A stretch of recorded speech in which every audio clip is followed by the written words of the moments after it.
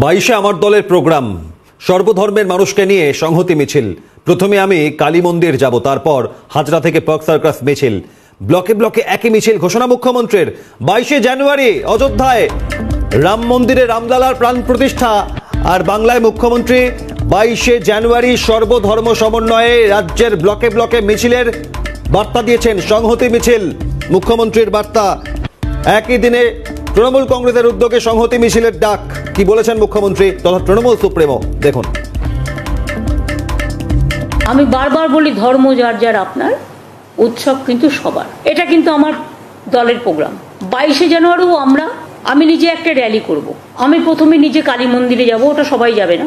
আমি মা কালীকে পুজো দিয়ে হাজরা থেকে সর্বধর্মের মানুষকে নিয়ে মিছিল করে পার্ক সার্কাস ময়দানে গিয়ে আমরা একটা মিটিং করব। মা কালীকে ছুঁয়ে মন্দির, মসজিদ, গুরুদ্বারা, ওখানে অনেক গির্জাও আছে, সব কিছুকে ছুঁয়ে সব ধর্মের মানুষকে নিয়ে আমরা একটা র্যালি করব। এবং আমি তৃণমূল কংগ্রেসের পক্ষ থেকে এই র্যালিটা করব।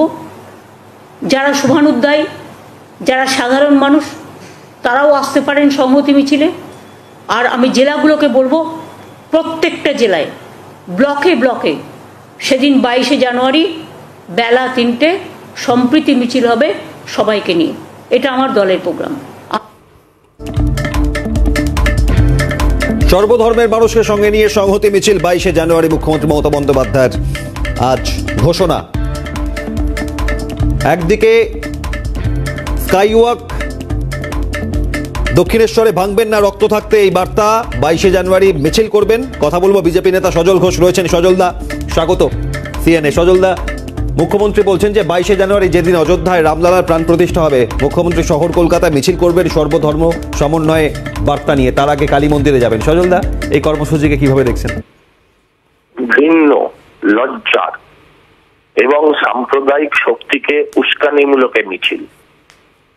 আপনি বলুন তো, আমরা কি ঈদের আগের দিন সাম্প্রদায়িক সম্প্রীতির মিছিল করব, সংহতি মিছিল করব, সম্প্রীতি মিছিল করব? ওর আগের দিন আমরা কি দুর্গাপুজোর আগের দিন সংহতি মিছিল করব? আমরা কি 25শে ডিসেম্বরের দিন সংহতি মিছিল করব? তার মানে কি? তার মানে কোথাও সম্প্রীতি বা সংহতি বিপন্ন।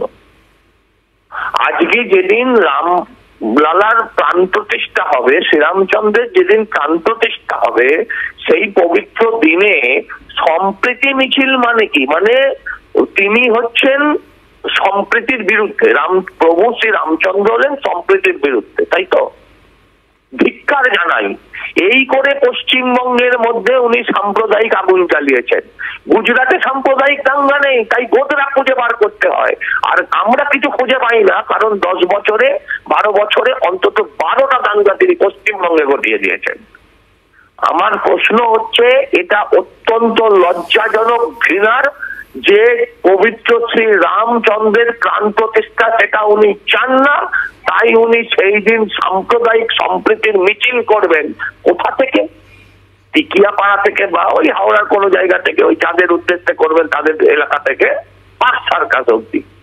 এটা অত্যন্ত লজ্জার, অত্যন্ত বেদনার। সমস্ত সনাতনী মানুষ, তারা কিন্তু অত্যন্ত আহত এই সিদ্ধান্তে। উনি বারবার সনাতনকে আঘাত করেছেন, উনি বারবার অ্যাপিসমেন্টের পলিটিক্স করেছেন।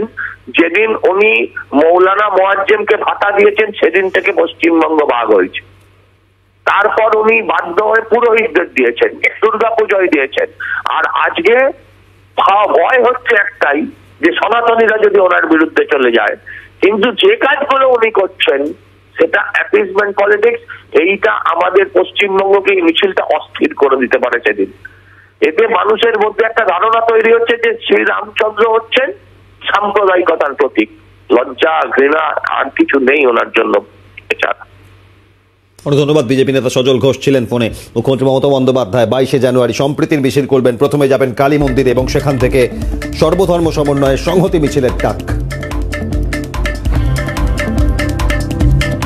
22শে জানুয়ারি আমার দলের প্রোগ্রাম, এটা দলীয় মিছিল, সর্বধর্মের সমন্বয় মানুষকে নিয়ে সংহতি মিছিল। প্রথমে আমি কালী মন্দিরে যাব, তারপর হাজরা থেকে পার্ক সার্কাস মিছিল করব। ব্লকে ব্লকে একই মিছিল ঘোষণা মুখ্যমন্ত্রীর।